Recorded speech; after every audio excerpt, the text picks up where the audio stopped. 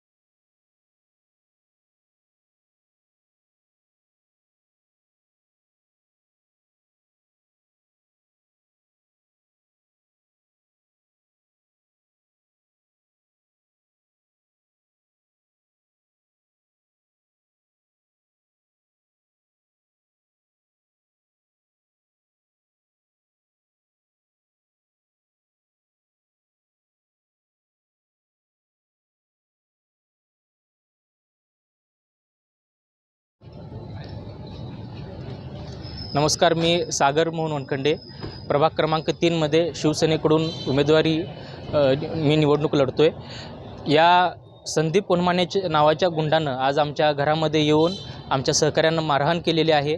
तसंच माझ्या सहकाऱ्यांना शिवीगाळ, तिथं उपस्थित असलेल्या महिलांना, माझ्या सहकाऱ्यांना शिवीगाळ त्या ठिकाणी या संदीप वनमानेकडून झालेले आहे। संदीप वनमाने हा एक नामांकित गुंड आहे। त्याच्यावरती खंडणी, विनयभंग, तसंच यानं आपल्या सांगलीचा आराध्य दैवत असलेला आणि आपले गणपती बाप्पावरती या संदीप वनमानेनं दारू दगडफेक केलेली आहे।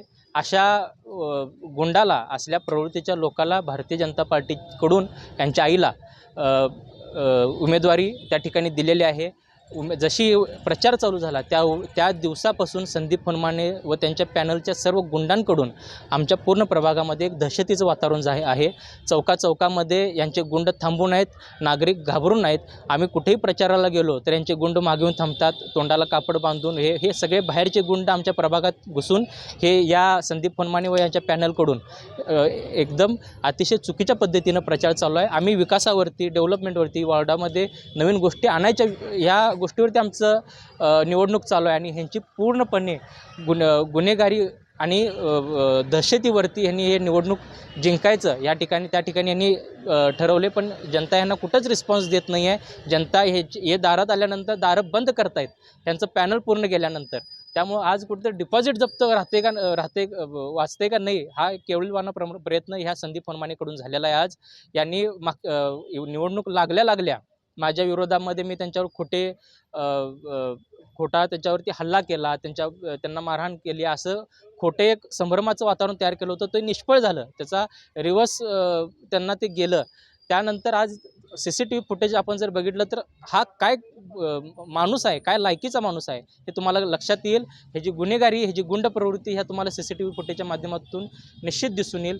त्यामुळं आज मी इथं पोलीस स्टेशनला आल्यावरती पोलीस स्टेशन खूप चांगल्या पद्धतीनं सहकार्य मला या ठिकाणी केलं आहे। मी आपल्या वॉर्डातील मायबाप जनतेला एवढंच सांगतो की कुठलीही इलेक्शन विकासावरती आपल्याला करायचं आहे, असल्या गुंडांना आपल्याला भीक घालायची नाही आहे। कारण की अशी लोकं जर निवडून आली तर आमच्या भागामध्ये डॉक्टर असतील, दवाखाने असतील, जे उद्योजक आहेत यांच्याकडून खंडण्या हे चालू करतील, त्यांचं पुढे हेच प्लॅनिंग आहे। ही लोकं दहशतीच्या माध्यमावरती असले नगरसेवक झाली तर खंडण्या होतील, एक्स्ट्रॉशन होईल, महिला सुरक्षित राहणार नाहीत। कारण की सगळी लोकं यांचे सहकारी अतिशय गुंड प्रवृत्तीचे आणि नशेखोर ही सगळी प्रवृत्तीची लोकं त्या ठिकाणी आहेत। त्यामुळे मी आज कळकळीची विनंती करतो मायबाप जनतेला की अशा लोकांना आपण कुठेही भीक घालायची नाही, विकासाबरोबर राहायचं आहे।